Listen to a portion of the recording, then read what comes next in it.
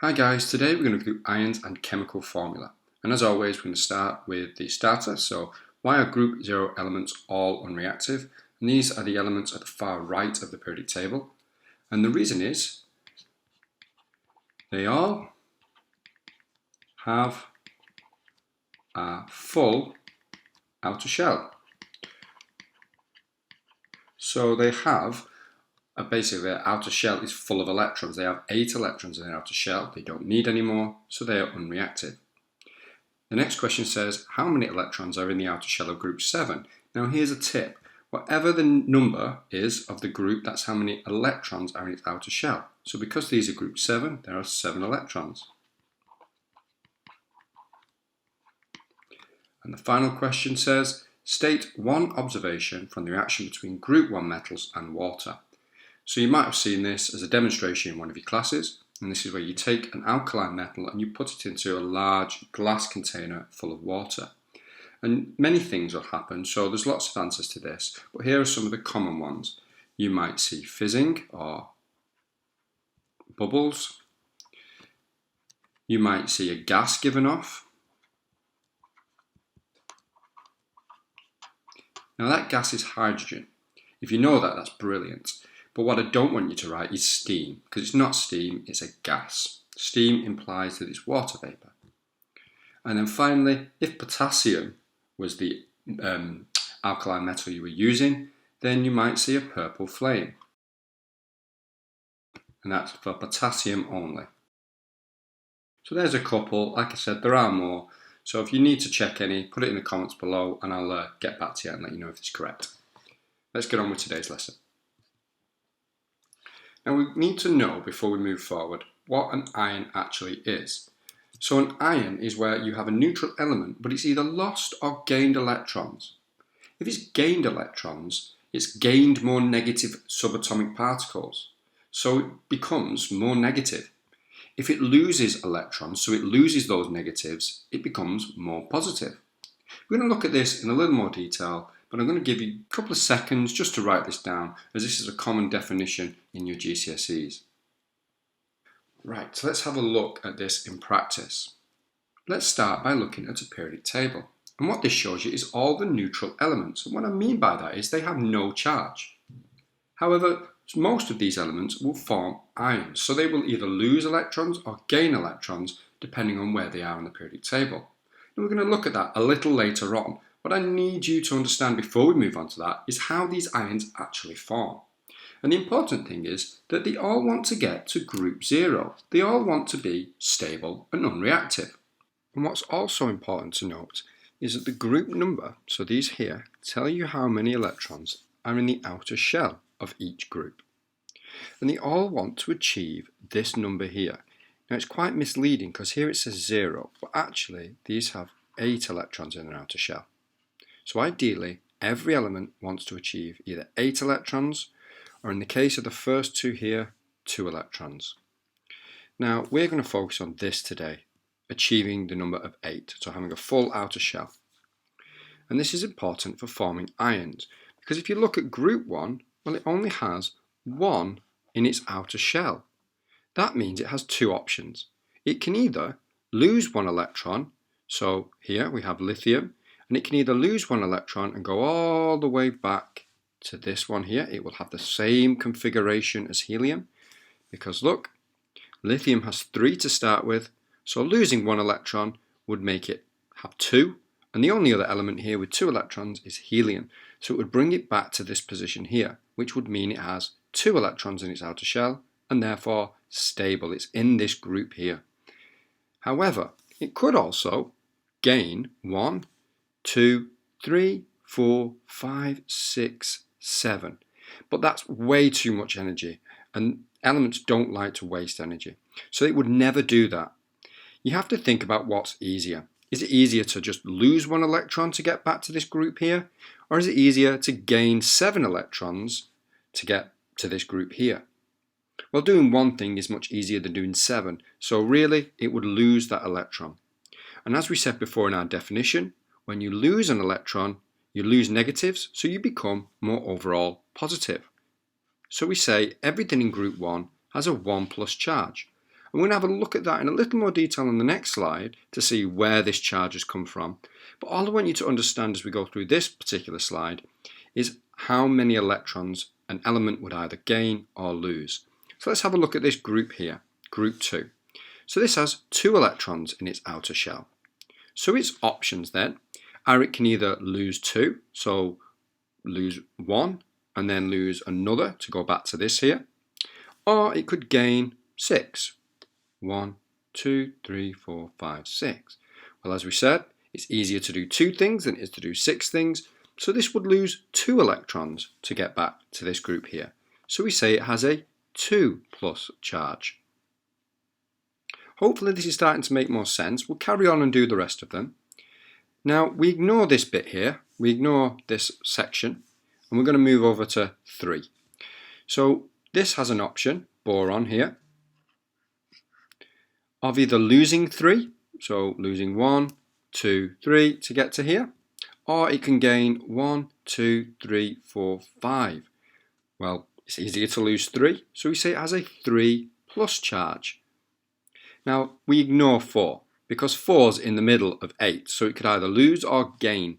So we don't really talk about this group here. We ignore this. You will never be asked about that. So we have 5, 6 and 7, and this is where it changes slightly.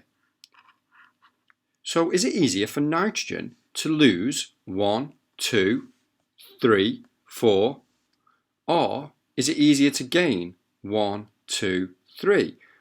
Well, it's easier to gain 3 than it is lose 4 because it's less steps basically. And if you gain electrons, you gain negative charges. So how many electrons have you gained to get to this group here? You've gained 1, 2, 3. So we say you've gained 3 negatives, 3 electrons. This will gain 2 and this will gain 1.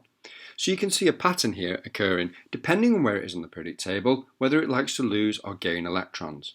I'm going to go into this a little more detail to hopefully make it clearer for you. I'm going to look at lithium. Now lithium has a mass number of 7 and an atomic number of 3, and this means it has 3 protons and also 3 electrons. So we're going to put those into the shells now. So let's do protons first. We're going to put them in the nucleus, so 3 positives. Now we're going to put in our negatives, which is also 3. So remember the rule, 2, 8, 8. So 2 in the first one. And then, because we've got 3, we have to put just 1 in the outer shell there. Now, how can this element of lithium get to a full outer shell? Well, it has 2 options. It can either gain 7 electrons to make this outer shell full, so do 7 things, or it could just get rid of this 1 electron in its outer shell. That'd be much easier because if it gets rid of this electron in its outer shell, its inner shell here is full. It has a full inner shell. That's good. That means it has a full outer shell and it's now the same as group 0. We can also use this to look at the charge that lithium might have if it did this. And to do this, we simply cancel out the negatives and positives and see what's left. So we have 2 negatives, so that negative cancels out that positive, and that negative cancels out that positive. So we're left with 1 plus, and that's the charge on a lithium ion. It is Li plus, lithium plus. Now let's have a look at one more in a bit more detail, just like we've done here, to make sure we understand. And this time, let's look at boron. Our boron has a mass number of 11 and an atomic number of 5. So again, let's put in our protons and electrons. So 5 protons, 1, 2, 3, 4, 5. And our electrons, we have 2 in the inner shell, and then 3 on the outer. There we go. So in total we have 5 electrons and we have 5 protons. Now we need to understand what's going to happen here. How can we get a full outer shell? We've got 3 electrons in the outer shell currently. So is it going to gain another 5 to have a full outer shell, or would it prefer to lose the 3 that it has? Well, if we remember, it's easier to lose 3 than it is to gain 5. You always do basically the smaller number.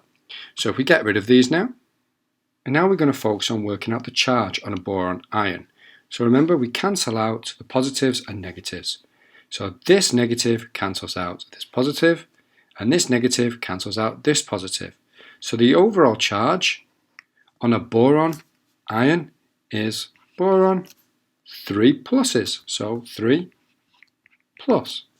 And that's where that number comes from. But it's much easier just to look at a periodic table and think about what's more likely to happen. Is it more likely to gain electrons or lose electrons?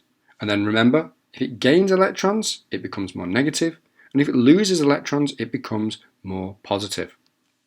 Let's have a go and put this into practice. So what I'd like to do now is look at each of these atoms here and decide what the charge would be if it was an ion. So pause the video, have a go, and then we'll go through the answers. Right, so here's a periodic table. The first one is bromine, and bromine is here in group 7, and it needs to get to group 8. So what does it need to do to get to group 8? Well, simply, it needs to just gain one. It's only one step away. So if it gains one electron, it's in this group here. And if you gain an electron, you're gaining negatives, so you gain a negative charge. Potassium is the opposite. Potassium is all the way over here. Now that's 7 steps away from group 0 here, if it gains electrons, but it's only one step away if it loses the electrons. So that's what it does. And if it loses an electron, you give away your negative charges, then you become more positive. Think about this. If you're surrounding yourself with negative people, negative influences, you become more negative. So if you take on more negative friends, your life becomes more negative. However, if you start to get rid of those negative people from your life, you start to remove those negative effects, then your life starts to become more positive. And it's the same with electrons. Now let's think about this when we do barium. Now barium is here in group 2. So is it more likely to lose 2 things or actually gain 1, 2, 3, 4, 5, 6 things? Well, it's more likely to lose 2. And if you lose 2 negatives, you get rid of 2 negative people from your life, you are more positive. And because you've lost 2 negatives, you become 2 positive. Now I'm going to run through these really quickly. Lithium is in group 1, so that's +1. Iodine is in group 7, so that's -1. Sulfur is all the way over here in group 6, so that's -2 or 2 negative. And aluminium is here, and that is 3 positive. Hopefully you got those right. There's one more thing I want to show you which you might see in an exam sometimes. You might see it written like this, using Roman numerals. And that is exactly the same as saying iron 2+. Okay? So the number in here stands for the number in front of the charge. And for all the ones you will see this for, they're going to be positive. So iron 2+. Right, and finally we're going to link what we've learned back to one of our objectives, which was to work out what group you would find them in a periodic table. If you've been following, you might notice that all group 1 have a 1+ charge, all group 2 have a 2+ charge, group 3, 3+, we don't look at 4, and then it's the opposite for 5, 6 and 7. So maybe that started to sink in on the last couple of slides, but now you're going to put it into practice. So pause the video and try and work out what group these ions come from. Right, I said just before you pause the video that anything with a 1+ charge is in group 1. And we can see that here. Sodium is here in group 1. It has a 1+ charge. Chlorine is a 1 negative charge, so that's in group 7. 2+ is group 2, 2- group 6, 2+, 2, B, 3+, that's in group 3, and F, group 7. So if you wanted to just memorize this, if you was in an exam or you got your own periodic table, you might just want to write the charges next to the group. So plus, 2+, 3+, we don't do this one, and then repeat but do negative. So 3-, 2-, minus. So hopefully now you know the charges, how they link to the periodic table, and more importantly, why they have those charges. I'm going to leave you with 4 questions now to have a go at, As always, give them a go, and if you want any corrections or check any answers, put them in the comments below. See you later.